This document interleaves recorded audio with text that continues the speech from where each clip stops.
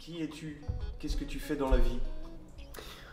Voilà, elles sont toutes comme ça tes Non, questions. non, mais on est obligé de savoir qui est. Ok, je suis Michel Simatic, je suis enseignant-chercheur à Télécom Sud Paris. Oui.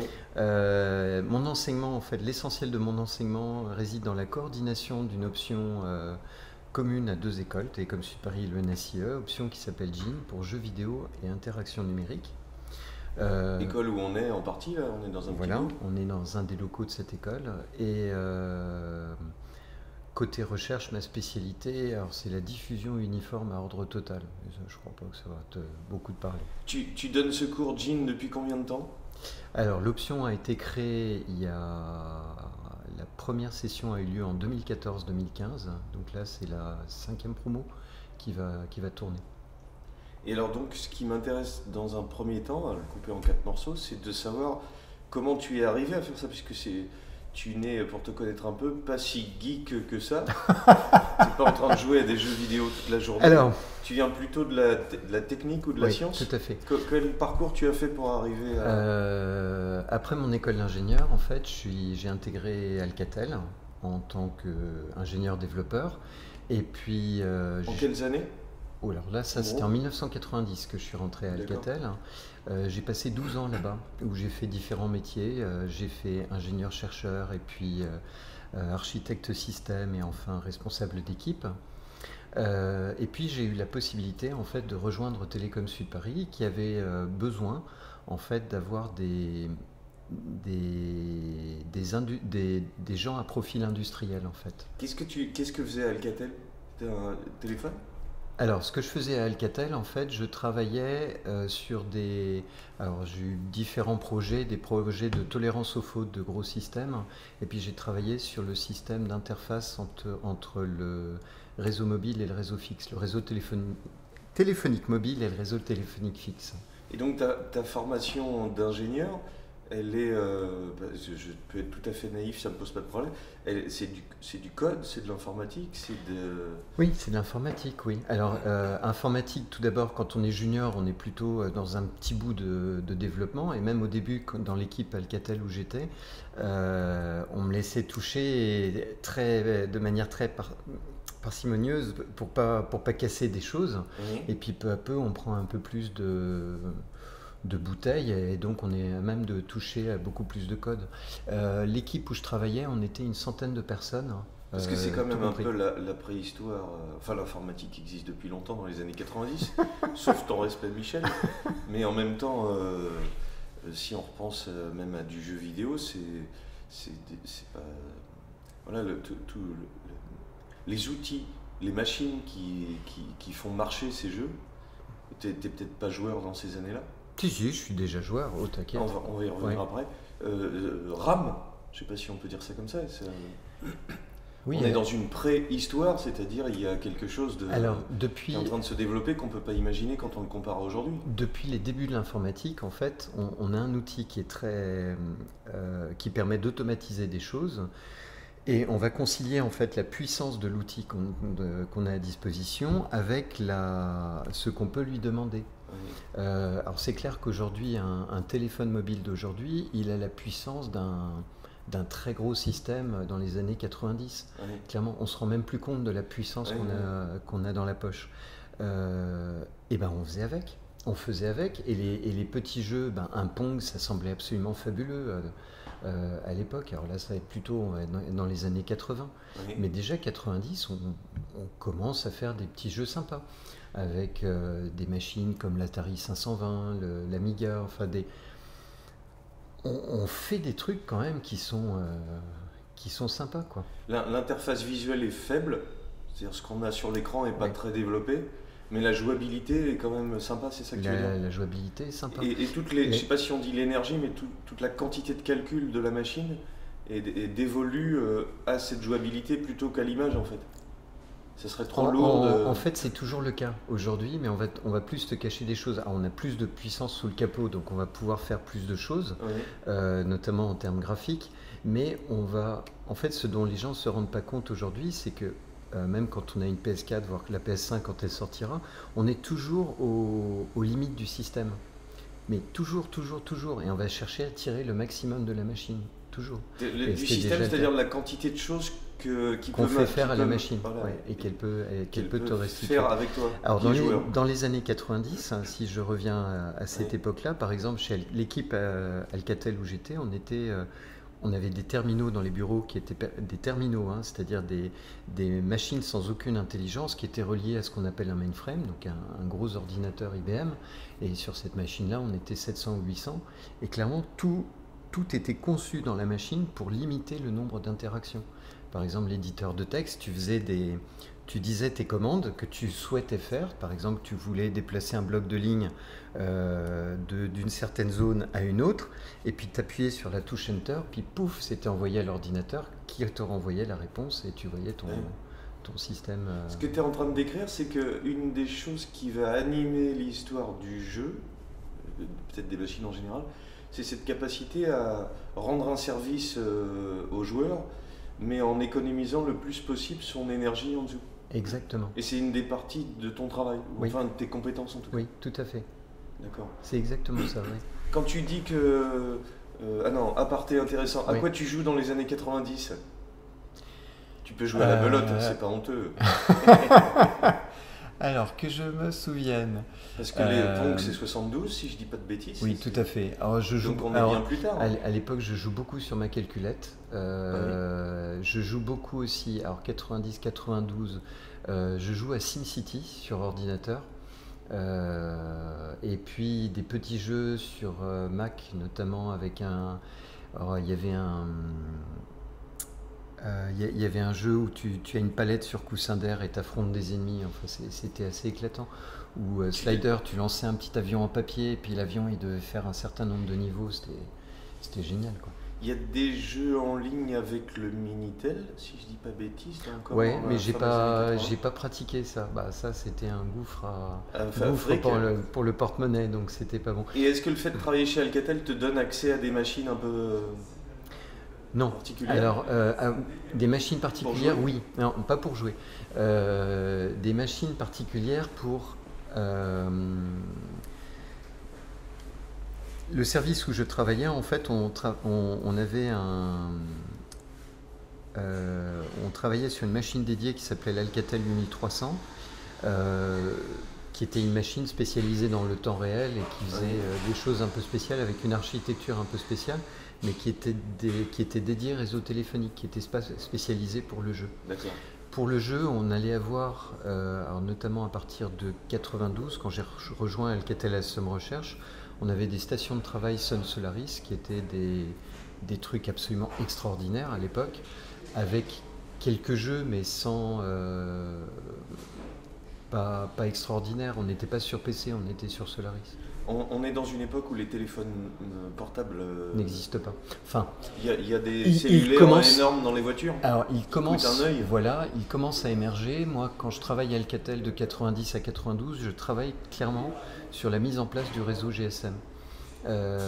Et on est au frémissement de ça, mais à l'époque c'était exceptionnel d'avoir un téléphone, de se faire appeler sur son téléphone, c'était extraordinaire. D'ailleurs, dans mon souvenir, parce que je suis aussi vieux que toi, il y a des tam-tams, c'est-à-dire des petites messageries un peu avant le... Oui, alors les pagers, ce qu'on appelle les pagers, c'est-à-dire des machines qui étaient capables de recevoir des petits messages. Voilà. Et on est sur des sortes de Twitter, mais on ne peut pas émettre, on peut juste recevoir ce qui était... Voilà, et pour émettre, en fait, ce qu'on fait, alors on peut laisser un message vocal, et alors le principe, c'est qu'on... Je vais ouvrir une parenthèse, c'est comme ça que ma femme m'a dit, il faut que tu viennes parce que je vais accoucher de notre dernier enfant. En fait, la personne qui cherchait à te laisser un message appelait un numéro spécial, laissait son message sur la boîte vocale liée à ce numéro spécial, et toi, sur ton pager, tu recevais que tu devais rappeler ce numéro spécial. Et quand j'ai reçu le message, moi, j'ai failli avoir une crise cardiaque, quoi. On est au milieu des années 90 ? Ouais, ça c'est milieu des années 90, ouais. Et j'aurais dû réviser les téléphones cellulaires, les bebop justement. Alors les bebop, c'est encore autre chose. Après les années 95. On est dans ces eaux-là. Donc le principe du bebop, sur des lampadaires, en fait, on met un petit sigle spécial. Tu sais qu'il y en a toujours encore dans Évry. Oui, mais ils sont plus actifs ces machins-là. Et donc tu dégaines ton bebop à côté du lampadaire et hop, tu peux téléphoner. Mais l'usage est très peu intéressant en fait. C'était pour être en émission et pas en réception. Or la plupart de nos communications mobiles, on aime bien être en réception en fait. Et le GSM va complètement. C'est pas la même technologie ce que tu décris, ce qui est sur entre le bebop et le GSM, c'est pas du tout la même techno. Et donc ça c'est un des travaux à Alcatel? Oui, mais moi j'ai pas contribué. J'ai pas contribué à ça. Moi j'ai contribué au GSM. Ensuite à Alcatel ASM Recherche, j'ai contribué à des systèmes de tolérance aux fautes pour de la supervision et du contrôle commande. Oui, tu nous dis ce que ça voulait dire cette recherche? Oui, alors les gens pour qui on travaillait, qui à l'époque c'était une entité qui s'appelait CGLEC, qui aujourd'hui s'appelle Alstom, ils avaient une machine et ils souhaitaient que cette machine soit tolérante aux fautes, c'est-à-dire que la machine soit capable, leur système soit capable de résister à une panne de la machine. Donc ce qu'on faisait, c'est qu'on a mis une deuxième machine à côté et on se débrouillait pour que tout ce qui était exécuté sur la première machine soit exécuté également sur la deuxième. Oui. C'est-à-dire que la deuxième soit une copie conforme de la première. Et ça de la manière la plus transparente possible pour leur système. Parce que c'était difficile à faire. Ça paraît pas très difficile quand tu le dis comme ça. Comme ça paraît pas difficile, mais c'est assez sympa. Et alors par contre, là où on est dans la préhistoire qui va faire sourire nos copains plus jeunes, c'est que le téléphone mobile est très peu développé. Voilà, et en tout cas, je vais caricaturer un peu par rapport à aujourd'hui, mais l'idée que le jeu soit un des premiers moteurs économiques de ce monde industrialo-informatique, c'est impensable à cette époque-là. C'est pas le jeu qui va remplir les caisses, c'est plutôt oui et non. Du calcul de... Non, je suis pas... Quand les téléphones mobiles commencent à arriver, clairement ce qui est important, c'est... Clairement, le mobile est fait pour téléphoner et recevoir des coups de fil. Les deux sont importants. Il y a l'aspect SMS également qui est très important. Oui. Pour anecdote, le SMS, initialement, donc le SMS passe sur un réseau spécial qui n'est pas le réseau voix dans le réseau téléphonique. Et il s'était dit que ça pourrait être sympa comme fonctionnalité, mais ils se sont assez rapidement rendus compte qu'il fallait aussi la facturer, parce que initialement ce réseau spécial n'était pas fait pour facturer en fait. Et donc ils l'ont mis en place et on connaît le succès aujourd'hui des SMS. Et là on est plutôt en 2000-2005. Un peu avant, 97, 98. Et en parallèle, les téléphones en fait sont équipés de quelques jeux. Donc on va avoir des petits solitaires, des petits jeux bêtes qui ne nécessitent pas beaucoup de ressources. Et puis Nokia, ils ont quand même leur fameux Snake, qui est un monument en fait. C'est un jeu quasiment pour le téléphone? Il est créé ailleurs, mais il marche très bien sur téléphone? Il existait déjà ailleurs. Moi, j'ai joué à Snake en 87, par exemple, sur Vax VMS, parce que c'est un jeu très très simple, en fait, et qui ne nécessite pas beaucoup de ressources. Oui. Et il va bien sur un téléphone mobile, parce que son écran est limité, puis on peut rajouter des difficultés en mettant des petits obstacles, etc. D'ailleurs, il a encore une promesse devant lui qui est inattendue, c'est qu'on peut déplacer le serpent avec son doigt. Puisque oui, c'est on peut faire ça que le téléphone va aller de plus en plus. Voilà, de plus en plus du clavier. Alors à l'époque, on est toujours confronté en fait à l'économie des ressources et à l'économie de l'énergie. À l'époque, alors là, on va commencer à rejoindre les années 98-2000. Le grand combat, c'est l'autonomie des téléphones. C'est-à-dire que chaque fabricant, il est là à dire ce qui serait génial. Enfin, ils sont très fiers d'annoncer que, par exemple, leur téléphone, il a une semaine d'autonomie. Ouais. Ça semble extraordinaire. Et puis là-dessus, il y a Apple qui arrive avec une interface qui révolutionne tout, sauf qui est extrêmement énergivore. Mais en contrepartie de ce qu'ils disent, c'est peut-être énergivore, mais regardez l'interface qu'il y a. Et c'est eux qui ont raison quelque part. C'est-à-dire qu'il y a Nokia qui est à fond sur j'essaye d'économiser l'énergie au maximum. Et ils ont des téléphones mais vraiment extraordinaires, mais qui sont pétri de ça, je dois économiser l'énergie. Apple qui arrive avec ses systèmes, avec écran touch, etc., faut les recharger tous les jours. Et ils éduquent leurs utilisateurs, quoi. Et là, Nokia s'est fait avoir. Et Nokia, qui était un colosse, en fait, était un colosse au pied d'argile qui s'est fait manger par... Avec un regard développement durable aujourd'hui, Nokia a raison. Totalement. Sur la capacité, c'est peut-être même ce qui va arriver. Peut-être. Est-ce que les gens seront capables d'aller sur du moindre? D'aller sur du moindre, la question est ouverte. C'est une des dernières questions qu'on a posées à M. Blanchet quand on l'a interviewé sur l'avenir du jeu vidéo et le fait que toutes ces machines dépensent des matériaux et qu'ils ont un impact sur la planète. Et il faisait l'hypothèse, si je ne dis pas de bêtises, de jeux sur téléphone avec des interfaces qui soient de plus en plus légères, avec peu de calcul et qui permettraient d'avoir peu de machines en fait. Oui. Peut-être, ça, oui, l'avenir le dira. Peut-être tu auras une question comme ça à la fin, parce que prédire l'avenir, c'est très très compliqué, surtout quand on regardera dans 20 ans que tu as eu raison ou pas. Oui. Alors, finissons sur cette première partie de comment tu es arrivé là. Tu travailles pour Alcatel, on a parlé des jeux que tu... auxquels je jouais, mais je développais pratiquement pas de jeu. T'étais pas dans le milieu du jeu, forcément. Et puis le saut, tu dis que les TSP NCE recrutent des gens qui viennent de l'industrie. Alors, Télécom Sud Paris recrute des gens qui viennent de l'industrie. En fait, à l'Institut Mines Télécom, il y a deux hiérarchies. En fait, il y a deux filières. Il y a la filière académique, maître de conf, professeur, et la filière dite industrielle, ingénieur d'études, directeur d'études. Et en fait, mon profil industriel les intéressait beaucoup pour amener une autre coloration aux enseignements de Télécom Sud Paris. Oui. Donc j'arrive à l'époque, que fait TSP? C'est l'INT encore? C'est l'INT, c'est encore l'Institut National des Télécommunications. Donc il s'intéresse en fait bien sûr au réseau téléphonique, mais aussi à toute cette explosion de l'Internet qui est en train d'arriver. Et la téléphonie, c'est vraiment au sens large, c'est-à-dire bien sûr il y a tout ce qui est communication vocale, mais il y a tout ce qui est télécommunication, c'est-à-dire transport de données. Et là, il peut y avoir toute la partie infrastructure réseau, les machines à l'intérieur qui vont transporter les octets d'un point A à un point B du monde, mais aussi toutes les technologies qu'on va développer au-dessus de ces tuyaux, tout ce qui va être commerce électronique et des choses comme ça, ou des problèmes de sécurité et ainsi de suite. Donc j'imagine que si le savoir-faire industriel arrive, il y a d'autres profs avec toi qui ont un peu ton profil, qui sont arrivés avant, après? Oui. Oui. Qui fait alors que il y en a moins, la filière académique reste quand même la majorité à Télécom Sud Paris, mais il y a donc quelques personnes qui viennent de l'industrie qui amènent leur coloration. Alors quand j'arrive là-bas, au niveau enseignement, je me glisse dans les enseignements éventuellement en mettant ma petite patte. Tu enseignes quoi?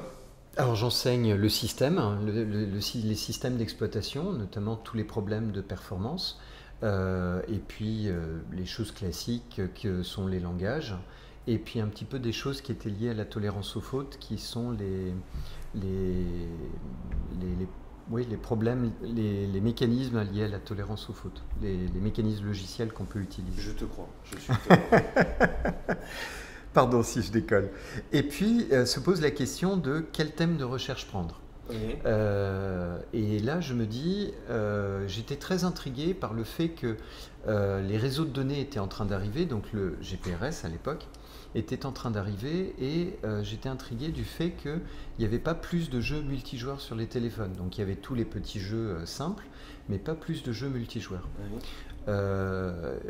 Et j'ai commencé à m'intéresser au sujet, à démarrer une étude bibliographique autour de ça.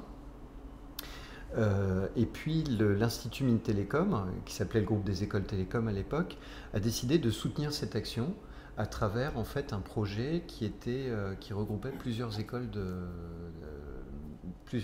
télécom. En quelles années on est? Alors là, on est en 2004 avec le projet Méga.